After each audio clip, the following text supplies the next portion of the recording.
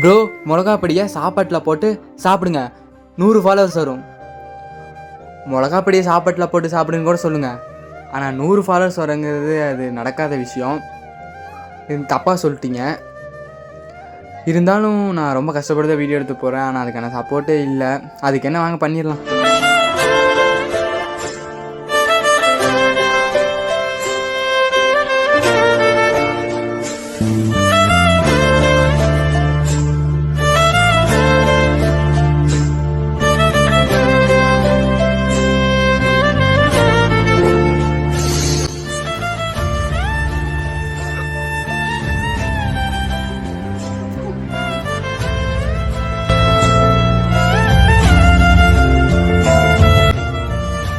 யாருமே ட்ரை பண்ணி பார்த்துறாதீங்க, சத்தியமாக சாப்பிடவே முடியல, ரொம்ப காருது.